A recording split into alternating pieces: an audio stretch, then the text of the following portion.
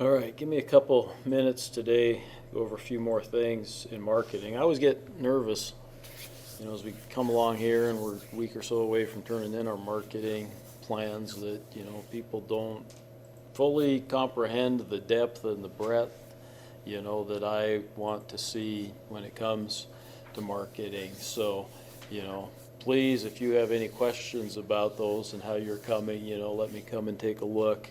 Okay, the marketing section should be fairly lengthy. I've seen them as long as 20 or 30 pages. Okay, I've seen some good ones that were, shorter than that, 10 or 15 pages. Okay, it kind of depends on what you're doing, how much describing, those types of things you have to do. One other comment about marketing too, when we do marketing and then we do a business description, okay, there's going to be a little overlap, right? Because in your marketing, you have to describe your product or service to a certain extent, but you're also going to do that in the business description. So there's going to be a little bit of overlap. So some of the things in the marketing could probably be a little briefer when it comes to those descriptions, because you'll be more detailed in the business description. For example, if you picked a good location because you're going to get a lot of traffic, that has to do with marketing, right? And it's okay to give me a brief description of that, but in the business description, you're going to be very, very detailed about what that location is, address, what's next to it, those types of things. Whereas in marketing, it might be okay to say it's on a major thoroughfare, through Havre, through whatever town it might be. Okay. Well, we were talking about skiing and whatnot, and I was going to mention events coming up this weekend. We got Friday, Saturday. What's going on, Kayvon? Basketball games, both Friday and Saturday, right? Yeah. Okay, who do we play? Rocky and Western, both the men's and women's. Okay. Ski Hill will be open this weekend. We got good snow. I'll bet you we got some more snow again last night. Just talked to a couple folks that live out by the upper lake, and they got a couple inches there, so we probably got another 4 or 5 out at the Ski Hill. Now, the forecast for this weekend is for some nice warm weather. Okay, in spite of that forecast, the springtime policy of women in bikini ski free does not start until March 1st. Okay, March 1st before the springtime policy of women in bikini ski free, just so everybody knows. Okay, so I want to talk a little bit more about some of the marketing things that might apply to everybody. I'm not going to spend a lot of time, these things, and this PowerPoint's available. Packaging. Okay, and a lot of us are doing service businesses, but do you still have packaging when it comes to service businesses? Yeah. Can you make your service more convenient? How can you do that? Can you think of some ways that would make your service more convenient and would separate it from your competitors? Okay, can you differentiate it, right? Can you package it in a way that differentiates it? Can you throw in some things, right? Hey, I'm gonna offer you this service, but along with that comes this, right? So you can package some things, throw it together, right? Question? So for this part of the project, if we're not so inclined to like technical writing, right, and writing is not really our forte, how do we kind of be direct and concise but also beef it up to where we're descriptive, or like I guess how do we know if we get everything we're supposed to get? When you're writing, use short, concise sentences. That gets back to the concise part of it. But I think the best way to do that would be to use the outline that we have there and expand on that. Mm-hmm. And then at some point go, hey, come take a look at my outline, will you, and see where I'm at. Because when you're saying that these sections are like 10, 20, 30 pages, even when I'm writing like my research papers, that's still a pretty hefty amount of writing. Well, the outline itself, though, is how many pages? 6 or 7, isn't it? Just for the marketing part? Yeah, I think just for the marketing, it's 6 or 7 or 8 pages. 7 through...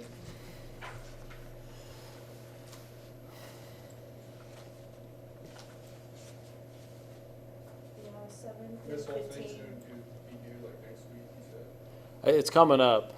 Yeah, I'll have to look. I'll try to look after I'm done talking here. I'll kind of look, and maybe I'll set it up even on the deal and put it on the calendar. But it's going to be coming up in the next week or so, right?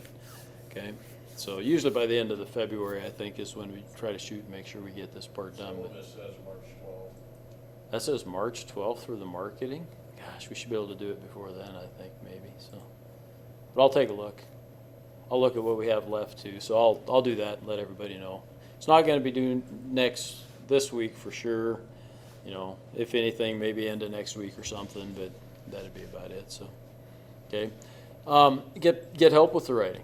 Okay, there are people on campus for sure that will offer assistance with writing, student support services, or what's the shoot?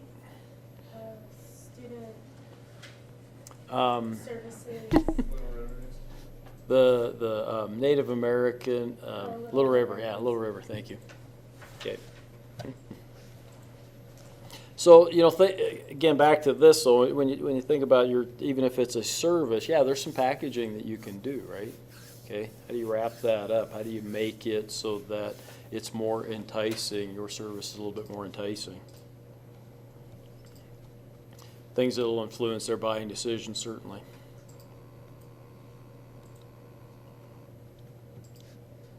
I tell you what, I can't believe Monday we were going to Great Falls, my wife and I. And every time you go to Great Falls, if you go in the morning, you always pass half a dozen FedEx vehicles coming our way. It's just amazing how many of those are on the road. And you know what? That started out. That's what's interesting. Fred Smith that started FedEx, just to give you an idea. This won't endear you to entrepreneurship class, but he did an entrepreneurship project basically in college, and he wrote up his business plan for FedEx. And his professor told him that it was a bunch of hogwash and there was no way that would ever work. So I try not to really pass a lot of judgment on that, final judgment like that. I'll try to guide you a little bit maybe, but I'll try not to pass that kind of final judgment. So think about pricing, right? You got to think about what your customer can afford, who your customer is.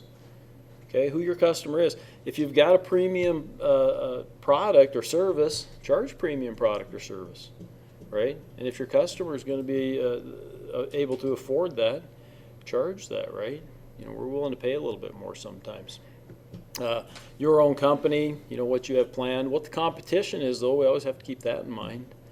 I know they were talking about plane seats, and I don't know, somebody posted a video about reclining in their plane seat, and the guy behind was pushing on the chair. Then it kind of went viral and whatnot, and somebody wrote and said, geez, the airlines ought to just, you know, put fewer seats on the airplane so that then we could recline and be more comfortable. That makes a lot of sense, right? But why do airplanes have more seats on?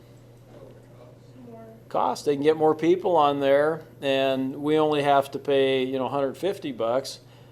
You know, if you're flying from here to Vegas and it's a 2-hour flight, okay, and somebody's offering you a $200 plane ticket and it's got a little extra leg room and whatnot, or you can pay $150, but you know you're going to be crammed in like sardines, what are you going to pick?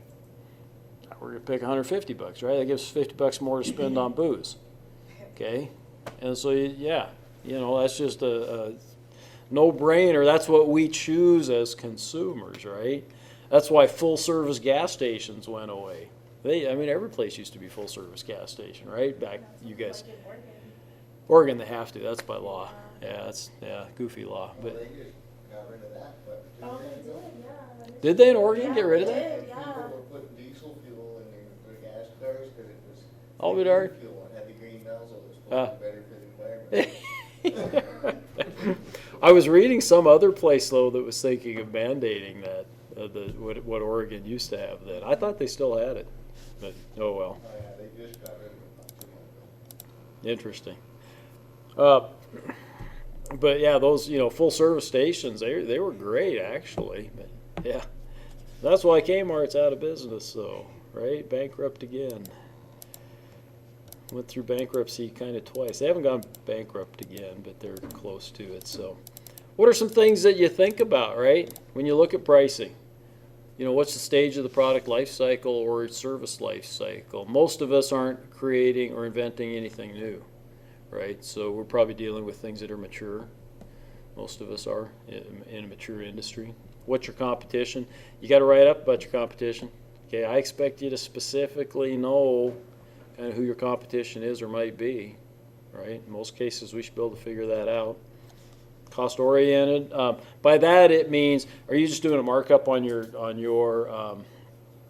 cost of goods sold? If your cost of goods sold is $50, are you doing a markup that's 100%, taking it up to $100, right?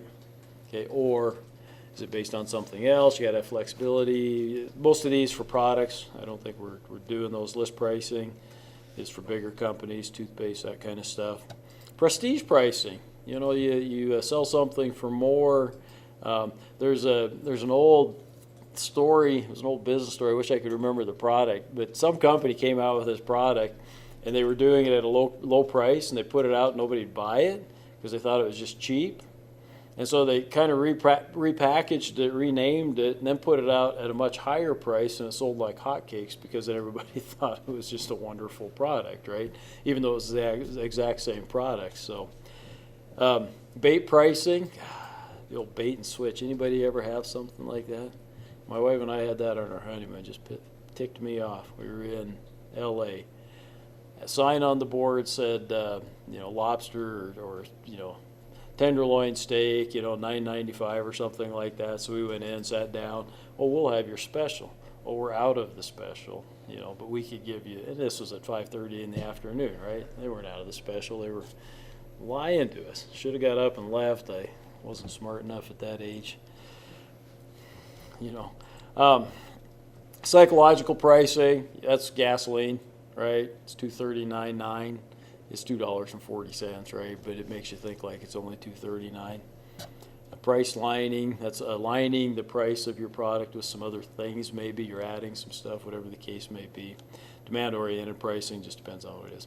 Don't confuse markup and gross margin. Okay, if you talk about retail, most retail items like clothing and whatnot has about 100% markup. Okay, it has about 100% markup. So the retailer's buying it for $10 and selling it for $20, right? 100%. Okay, now the margin though is 50%, right? Because they're selling something for $20, $10 cost of goods sold, margins 50%. So they're a little bit different. So keep that just as you're writing it up. If you've got that, again, most of us are doing services, not products. But as you're writing it up, don't confuse the two. Is basically what we're talking about there. So I'd have had a lot of free meals when I was a youngster. I'll tell you what.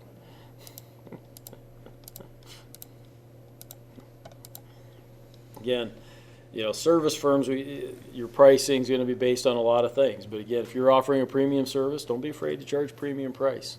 Okay, if you're trying to be the low price leader, that's a different story. That's fine. Explain how you're going to do that and why you're going to do that and what your penetration is. Penetration pricing, I don't know if we talked about that. That's one of those things too. A lot of companies will come in when they're starting out and they'll be that low price person because they want to build up market share, right? And they may sacrifice profits. Amazon didn't show a profit for about the first 12 or 15 years of its existence. Okay, it did not show a profit, period. Okay, penetration pricing, right? They were getting in there. They were getting all of us hooked on doing online shopping. Okay, and it's only been recently, the last couple of years, that Amazon's even shown a profit. It's still been rather small. Okay, and yet it's one of the most valuable companies in the world, right? Because they've also reinvested everything back into the business, so that's another reason for it being that way. But okay, I'll quit now. I'll have some other things to talk about maybe still on Thursday, so I'll leave a little bit of it.